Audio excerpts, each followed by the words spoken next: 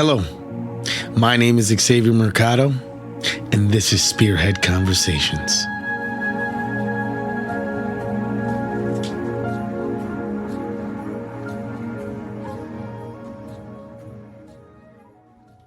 Hello, my name is Xavier Mercado, and this is SpearHead Conversations.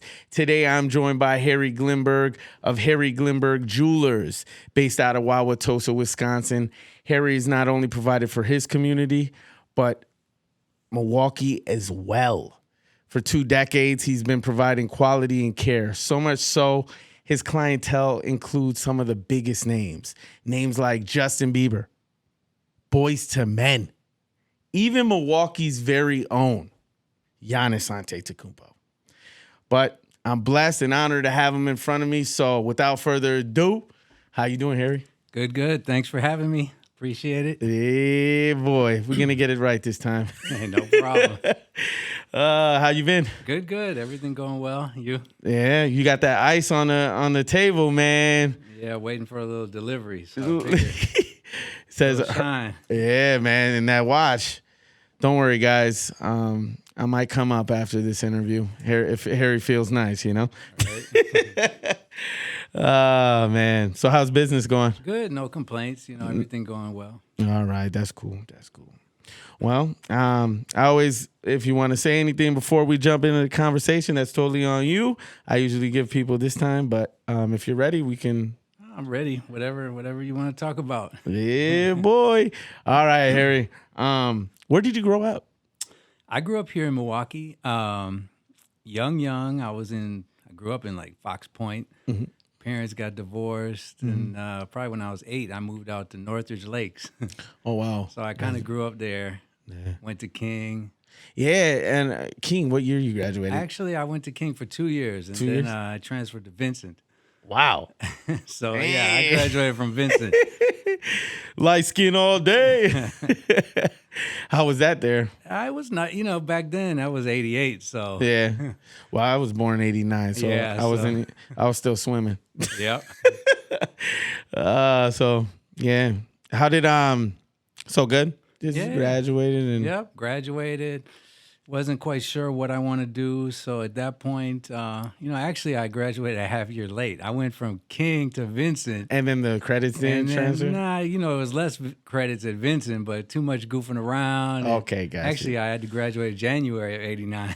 Wow. That's when I was born, January 16th. Yeah. So I was in the senior with some of these freshman kids, and it was like, well, whatever. I had to do whatever I had to do. And then I graduated, wasn't sure what I wanted to do.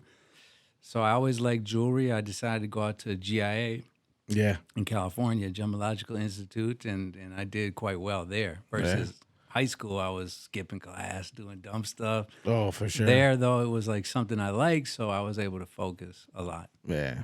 What was your upbringing like as far as? Like I say, when I was 8, my parents divorced. So, my dad was still around, kind of, but raised by my mom, Northridge Lake. It was a different time back then, than it was now. But, I felt like it was a pretty normal childhood.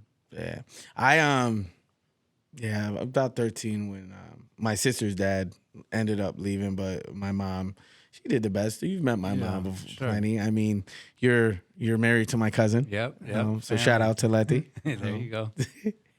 Leslie as well. Go check her out. She's a realtor. Leslie Ferris. And her husband works here. Yeah, good old Shaddy. Shaddy ain't here today. He's here. He probably he's been hiding camera from me. shy. No. Camera shy. That's what's up. But I got love for you guys, and the upbringing.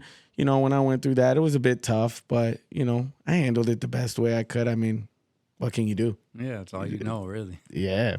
What hobbies were you into growing up? Man, I didn't really have too much crazy hobby. We used to just hang out, do whatever kid stuff in the neighborhood. I like sports, like watching football or some of these games, but I never really was into it too much. I don't know. We just used to hang out, do whatever. Video games back then, I guess. I don't know. Man, like the time of my upbringing, it was like we had a little taste of everything.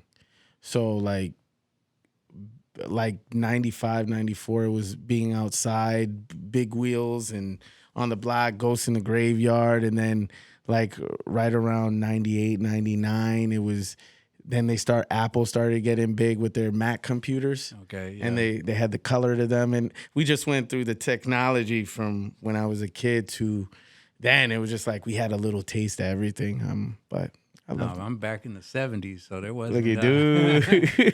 There wasn't no computer, nothing back then. It was disco, huh? Disco smooth. No, 70s I was, young. Yeah. Man. How did you get into becoming a jeweler? Like I say, I wasn't exactly sure what I wanted to do, and one of my dad's friends gave me the idea. He was always dabbling in a little wholesale, buy and sell. Yeah. So I just figured, what, it's worth a try. I like it. Let me go out there, and I did really well. Yeah. That was to be a gemologist. So you don't need to be a gemologist to be a jeweler, but it certainly helps, grading diamonds and stuff like that. And I also took manufacturing arts, so you learn how to make it.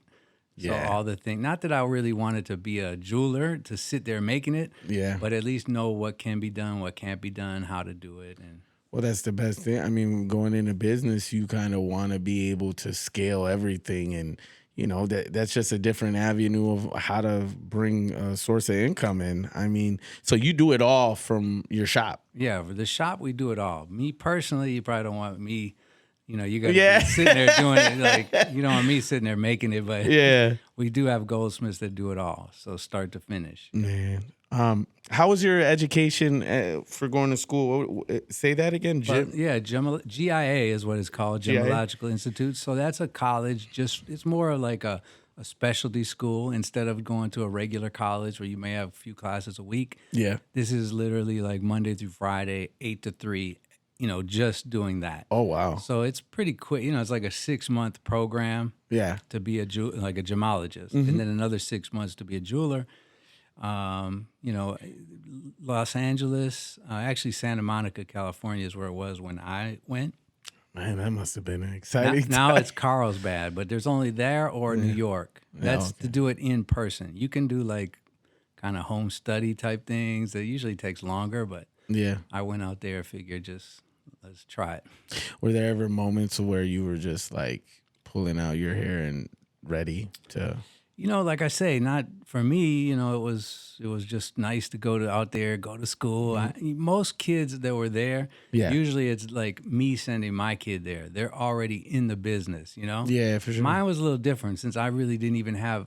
I never even worked in a jewelry store before I went. Yeah. So it was like a different situation, but I just like school. Obviously, you're not fully grown up yet. You're in school, having fun, California. Oh, for sure. Parents footing the bill, Man, So. I'll tell you, right after I graduated, my head was, my dad wanted me to go into the Navy, and I moved out to New York, but it was straight to party. Okay.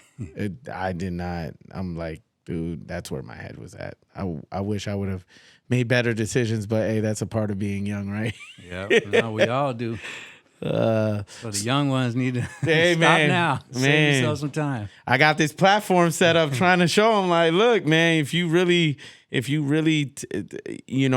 focus in and do what you got to do, look how successful you are. I've always looked up to you. You know what I mean? Like seeing you with this business it's crazy. So the names, I look around the room and you got all these jerseys signed. You've met, like, the way you've networked with people throughout the years. It's just, I said, Justin Bieber. I remember, what year did you what year did you meet him? Well, usually like Boys to Men, I'm very tight with them. Those guys came through, like Sam Cassell, actually, Shawn Stockman. And his tour manager was now tour managing Bieber. So Bieber's DJ, Tay James, he bought some stuff. Okay. Then the deal was in Chicago. When they come, I'll come down there, bring some stuff, hopefully sell them some stuff. And obviously that went well, and we sold them a few times. Yeah. But it's always word of mouth. It's always just trying to take care of one, and it just moves. It spreads. So maybe from Bieber, Post Malone bought some stuff. That's crazy. You know, it just keeps going. The one thing I've loved about doing these interviews is like that's usually how I go to my next ones, because usually in the interview people mention others and it's like word of mouth, kind of like what you're doing. But man, the people I've been able to like speak to, I got Steve Hibicki coming out this month. I recently zeroed in and got the interview with Philly Flyboy.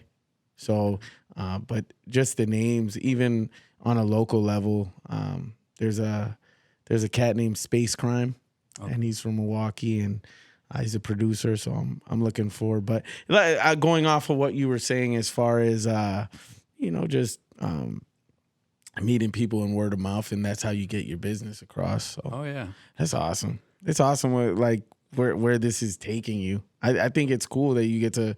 I mean, you travel a lot, don't you? You know, I try to do less now because today you can do picture, FedEx, whatever. Yeah. You can do different things to ship stuff. But you still sometimes got to go out and see these guys. Yeah. Or sometimes athletes, when they come to Milwaukee, try to get them in here. That makes it a little easier. Yeah. When did you found Harry Glinberg Jewelers? 1998. So good old Elway was a quarterback that year. Okay. Yeah, well, that's when I bought the store. But for a few years before that, I worked here. Oh, okay. When I did graduate GI, it was like I was overqualified for most regular jewelry store jobs. So it wasn't even easy to get one. And this place was a different jewelry store. And I was able to get a job here as the manager. You know, it was like 1992 or, I'm young. I don't even know half the stuff I'm doing. Yeah. But then, it was manager in a nice little office, and I worked here for 5 years, and the other owner retired. It was just the right place at the right time, and I was able to work out some kind of deal, and I bought the store and never left since. Man, just stood in place. He's like, this is home. Out nice. Well, one thing I didn't notice is that we're in this conference room, and I didn't know that glass behind me, you were able to see through it.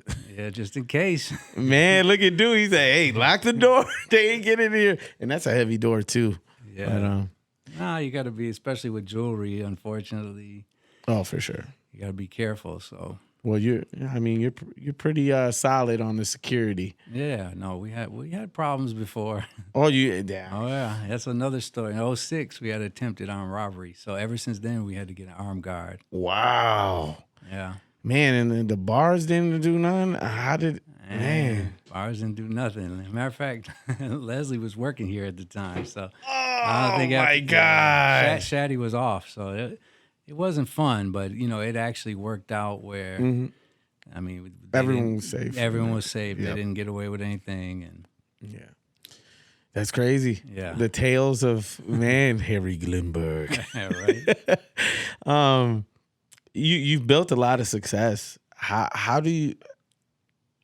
would you say that you acquired so much success through becoming the jeweler since 98? Yeah, I mean, basically it strips down to just treating people right, being fair, trying to give good service, good pricing, be honest, and it just kind of falls into place. It really is word of mouth. I'm on the 3rd floor of a bank building. It's kind of hard to find even if you know where you're going. Yeah. But yeah, we get people coming from all over. Man. Is it like, kudos to you, man. It's like, it goes to show if you have that right quality to you and people believe and, they trust your name. Yeah. Your name is highly known. I mean, I had somebody I went to high school with over the post say, oh, we got our wedding bands from Harry. And it was pretty cool to see. It's because I haven't seen that girl since high school. But, man. No, we just try to do a lot, back then. I mean, everything, passing out cards, even with these athletes. Way back in the day, Ray Allen, Sam Cassell, I used to get buck seats right behind the bench, try to give the injured players cards. Yeah. It took a minute, but, once one is in, then 2, then 3. Well, your seats now are behind the hoop. Yeah, now we get up right there, Hey. so... I'm trying to do business. I'm waiting. I want to go to a couple games this year. By the way, Man, a couple I've never asked formally, but here I am. No. officially, huh? But that's cool. What inspired your work ethic? Just finding that what I love to do. So I really do like what I do. I don't really look at it like work and a job, Were there any type of mentors that you had through this journey? I just kind of started on my own, even though, like I said, my dad kind of dibbled a little bit. So I kind of always liked that jewelry kind of little hustle, buy something, resell it, make something. Yeah. So that kind of just fueled it to watches I really genuinely like. So I do buy and sell a lot of Rolex watches. Oh, wow. Gotcha. So, yeah, I mean, that just probably fueled it itself. I'm still stuck at Walmart, bro. I got It's my all good. You're still young. $8.99. Yeah. Hey, when I get there one day, you know what I mean. I'll get me one where me and my wife step out. Yeah, baby. Show it off. Show it off. That day will come though. Yeah. But so you say word of mouth and you've networked with so many people. Yeah. What are some of the favorite people that you basically made jewelry for? I mean, we try provided. We like everybody, anybody that's a customer, but some of the long-term ones, like even Joel Pizzabilla, I don't know if you remember that name. Yeah. He's still a customer. A lot of times most of these guys spend money when they're young, making a lot of money, and as they get older, they usually buy less, but Joel still to this day, every year, he's buying stuff for his wife. And I mean, Deontay Wilder is a really good friend of mine. He's a good customer. I'll be heading out to his fight. I was just about to say he got a fight this weekend. Yeah, he's got a fight this weekend. So I'll be out there. Oh, Harry, dog. Harry, dog. It's crazy to me, man. Man, I would not want to be hit by that guy. No, he punches hard. And yeah, I've seen him in some of them sparring sessions. It's like when you're in a little room like this and he just hits that bag, it's crazy. It's scary. It's scary. Tyson Fury just said he's going to knock out the dude he's facing because it's like his punch is unmatched. And it's like, holy cow. And that whole saga between those two, man, that's awesome. That was a war. I'm sure he'll be back. Oh, for sure it will. I believe that. He has to, man. Definitely. And Tyson better honor that fight because everyone want to see that. I mean, it's a clash of titans right there. But Deontay Wilder, holy cow. Yeah. What other big names have you sold to? I mean, Giannis, obviously, Middleton. Those guys are big from around here. Cash money. Bieber doesn't get much bigger than that. Yeah. So you met him when he was young, and then you've kept a relationship. Yeah, we do a few things. It's hard because I'm in Milwaukee, so I can't get him in here as much. And everybody's pulling at him. But yeah, we've seen him here a couple of times. I had to fly out to Philly, maybe at a show he was doing. Yeah. What other names? Man, there's so many these ball players through the years. Well, definitely the Bucks have been. Yeah, usually that's a nice home base. Like I say, I've been courtside for 20 years, and we try to. It's fun. You could take a customer there, but we're also trying to do a little bit of business. Yeah, for sure. A couple looks here and there, show them something. That's right. I want to put that one on, dog. That one. Dude, it's just shiny. You can put it on. Oh my gosh, I won't put it on, but. Look at this.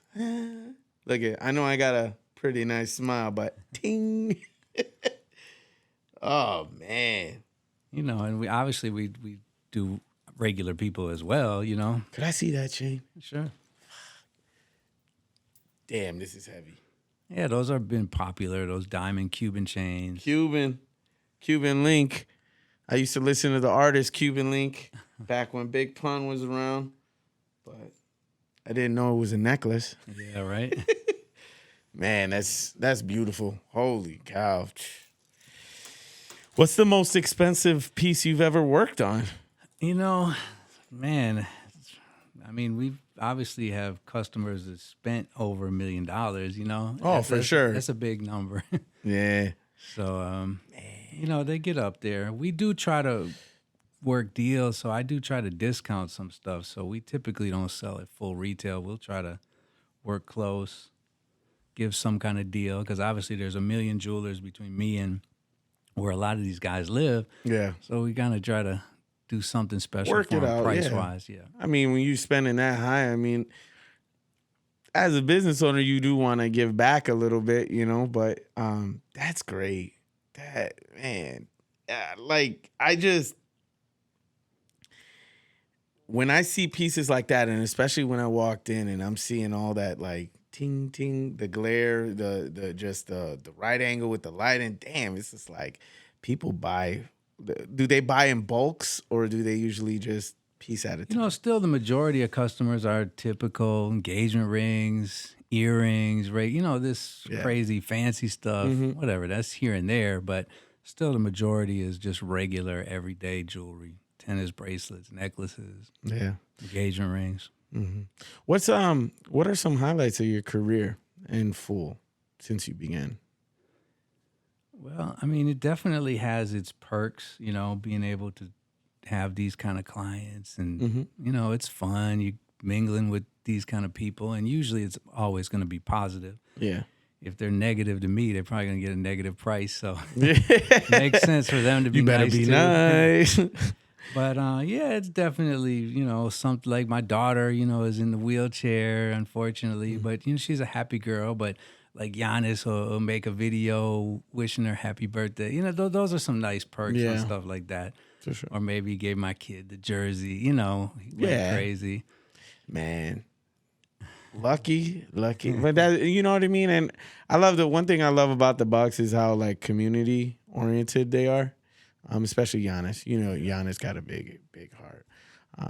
You're about to be on, aren't you going to be on a show on Netflix?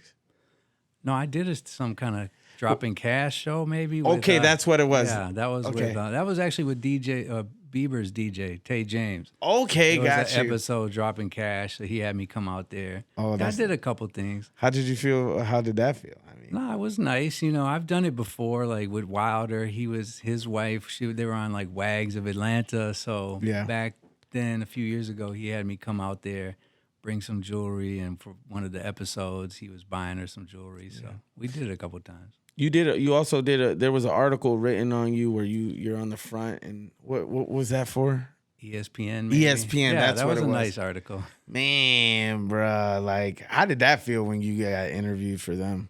Yeah, that was nice because that's a big magazine.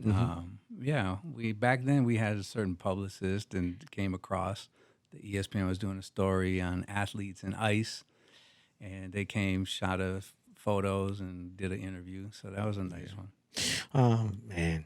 Well, kudos to you, bro, because you still climbing the ladder. Like, it don't stop. Like, with you, it's like there's always some bigger, better that you're doing. You sponsor the Pettises. Yep, Pettises are good guys. We got to get them on your show. Hey, man, I'm looking for Sergio. Yeah, Sergio. I'm looking for Sergio. He'll come probably. But that's crazy. You know, that's awesome. It's like these are the stories you get, you know, and your kids know, you know, they're growing up, but how the interactions and just it's cool. Yeah, no, it's definitely fun. Matter of fact, he was just here the other day. He's got something coming, I think, next month. Yeah, there another tournament. I think tournament. Another fight here. Mm-hmm. So hey, man, check that out. Milwaukee's very own Pettis. But that's cool, man. I love it. Walk me through a normal day at the shop. You know, we're here on the 3rd floor. So, again, we're across the street from Mayfair. Pretty normal shop. You do got to get buzzed in. I mean, anyone's welcome to come. But we get here in the morning, put all the jewelry. You know, every night we got to lock everything up in the safes. And every morning we got to put it all back out. And you just never know who's coming, you know? Yeah. So we're here. We got a nice crew. My mom, actually, she still works here. She doesn't do too much work, but, you know, she's here a few days a week. Shaddy, my brother-in-law, he's a manager. I love Shaddy. Yep. Shaddy, I remember one time I bought a moped from China for $800 with some money I saved up, and it broke down on 13th and Rawson. and him and Mario came to try and fix it, but it was hilarious watching those two just trying to figure out like how to get it started up again. It didn't start up again. It had to be towed. Man, it was great paying $2 for gas. Yeah, but different than today. But it messing up at least 2-3 times a month, it was like, no, I got rid of it. Yeah. But Shaddy, I love Shaddy. He's awesome. Nah, he's a good guy. So yeah, he's here. So if I'm not here, I mean, it's kind of like me being here. And then we got another girl, Jenny and Louie, and then we got our armed guard here. Yeah. But yeah, other than that, it's pretty chill. People come in, we help them design stuff, make stuff, deliver. Yeah. We have a goldsmith and we do stuff right here, so we can pretty much do anything. Yeah. Is it true you're the largest jeweler in Milwaukee? I mean, it's hard to measure, hard to prove right or wrong, right? Yeah. But I'm sure we got to be one of them, if not the one. So, I mean, especially being in business almost 25 years. Yeah. I mean, we do pretty well, thank God. Yes, you do. How do you choose what you... I mean, you do custom, but like as far as the other jewelry, how do you choose what comes into your shop? So we try to specialize in having a nice inventory, so it's not like you go somewhere and they don't have anything to show you. I mean, we try to have a pretty big inventory, and we really look for value type pieces. You know, again, we can make it. Sometimes you can get a better price on stuff that's already made because we're just buying in bulk or something like that. But we just try to pick, nice quality stuff, current styles, things that make her smile. What do you think sets you apart from other jewelers? Well, like I said, we do try to have a bigger inventory of nicer stuff. Yep. Not low end, low quality type stuff. We try to emphasize on nicer quality jewelry. We do try to work close in price, so I will rather do multiple deals, make less on each one than just try to knock it out the park with one. And being that most of my business is word of mouth, only way it kind of works is if you're happy, then you're telling someone, and then they're happy, and it's spreading. Yeah. So really, I mean, we definitely just try to give the best pricing possible. And you're dealing with the owner or, someone here that's very close. We don't have like 3 crews. We don't have crazy high rent mortgage in the mall where we're paying fees. Yeah. So we really try to pass those savings on to the customer. Yeah. So you said you have one of your, does your son do the jewelry still or? Yeah, I mean, I have 3 kids. So one 24, and then I have the little guy. We even had a real watch kid. Sometimes he needs to be out doing commercials. But my oldest, we'll see. He was working here. He's right now trying to he's working with a friend of mine out in New York, but he's trying, he's still in the business. Yeah. So we'll see how it's going to play out. Man, it's the journey, bro. And I mean, I'm not going to lie. It's some pressure to live in the shoes, you got some pretty big shoes on as far as making your mark. So it can be easier, hopefully. I mean, he's doing good. He's still doing it. So he's selling mostly watches. Yeah. So everything he's learning there is not going to hurt. It's only going to help him. That's what's up. And it could, kids don't always listen. Yeah. Like we try to tell y'all, don't cross the street, man. Wait till the light turns red. Man, they try to run through the cars. Yeah. I'll tell you, I was you know me. I was a knucklehead in my early 20s. It was crazy.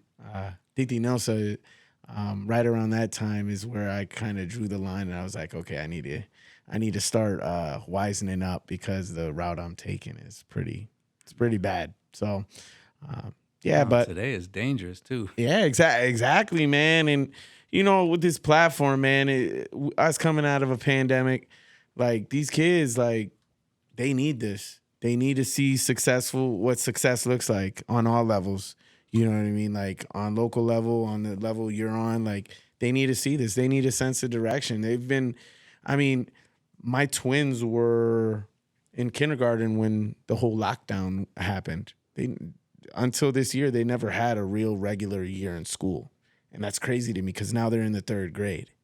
And it's just, especially with, you give more free time for these kids to be off track and not focusing in on something. Yeah. usually nothing good comes from that. So it's with this platform, man, all I can hope is just give real life stories, give real life journeys, and then they see that success is possible. Yeah. And more than success, it's passion, Find something. It took me 33 years. I found this, and I've been doing this a whole year. It's coming up on a year at the end of this month, and it's been rewarding hearing everyone journeys like yours, or journeys like Barbella's, this little shop out in on the south side of Milwaukee. Drace, he's a musician. It's just hearing all these stories and just all different walks of life. But back to what I was saying, like these kids, they need direction, especially now more than ever. No, we used to do something like back in the day, maybe, I don't know, it was probably 10 years ago. We used to do like St. Charles was a boys' home or something here.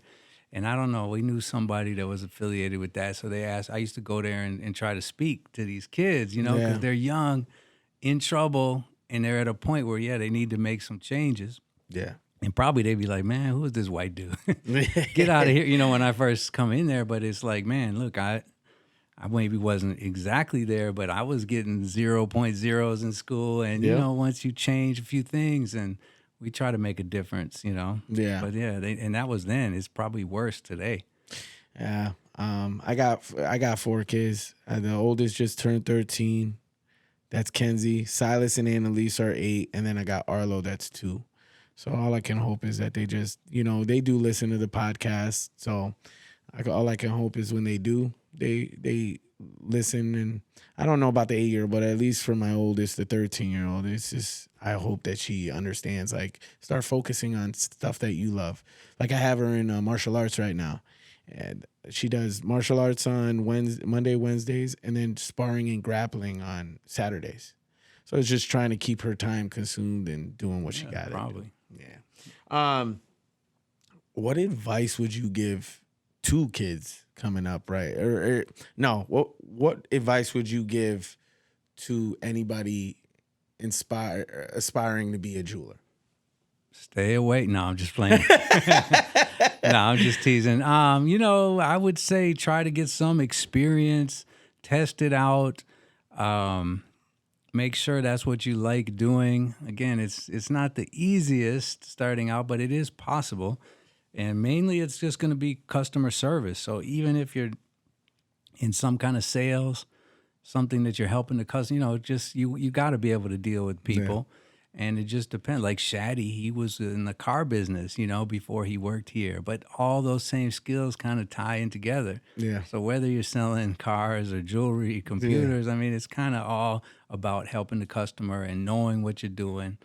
And really, you just find your passion, something that you like, and then it makes everything that much easier. That's awesome. And like I said, I've always looked up to you. I've just seen your business grow, and it keeps growing. And it's, just to know, that's what success is. It's your love for what you do. Yeah. And, I'm pretty sure for everyone, they have a different definition of what success is. But, you could totally see that you love what you do. You travel for what you do. You know what I mean? You get to know all type of walks of life. And that's why I love doing this. It's like, it's a different world every time. Yeah. Me just stepping in and it's crazy some of the stories I've heard of people's journey, and it just gets better. Where do you see in the next 5 years, Harry? Man. Harry Jewelry, Harry Glinberg Jewelers. Yeah, I don't know. People could talk about retirement. I don't really see it in the near future. Like I say, I can pretty much do this from anywhere. So I don't know we'll see how the kids shape up. Yeah. See what happens. They're going to carry the torch, bro. Yeah, we got, a couple families. So, I'm sure we'll be able to be here for a while. Some of my youngest or my oldest, he probably wants me to open up somewhere else in New York and do something extra. Sure. But, I don't know. We just like it here. Yeah, man. It's a nice home base, safer, less drama. If we, came together we could be as big as these cities, New York, Cali, like Miami. Like, we have that volume. Look at the Bucks when they went to the championship. Everyone looked at the Deer District like, damn, like Milwaukee gets lit, like we're there. We're those guys. So, I mean, I love Milwaukee, and I can understand you saying, you could go somewhere, you could go anywhere you want, but it's kind of like this is home base. Yeah, I figure this is home. We like it here. We know it here. I mean, yeah, who knows? I could probably go to one of those places, and if we did this well in Milwaukee, could be that much better over there. But yeah, we're cool here in the Midwest. Man, you got any events coming up? I mean, nothing special other than this Wilder thing I'm gonna probably head to this weekend. You excited, huh? Yeah, it's nice. That's what's up. Well, man, dude, I appreciate you coming on. Anytime. Man. And, I feel blessed. I feel honored. And thank you for being a part of my journey. Because you're doing good, man. I'm trying to spread this positivity, love, unity, and just try to show direction. And hopefully, through stories like yours, we get somewhere with it. And it brings this city a little bit closer together, sense of pride. So again, I appreciate you. Everyone, this is Harry Glinberg Jewelers. And if you don't know of it, now you do. So check them out. You got an Instagram, and you got Harry the Jeweler, harryglinberg.com. We're on Facebook, Instagram. Yeah. Anywhere. That's awesome. In the comments. Oh, man. Well, thank you. Oh, my pleasure, man. It's always love. I'm pretty sure I'll see you at the next family gathering. There you go. Or one of them Bucks game. Or one of them Bucks game. Thank you for not forgetting me. I got you. All right, Harry. Thank you, man. Thank you. And this is SpearHead Conversations out, baby. Take care.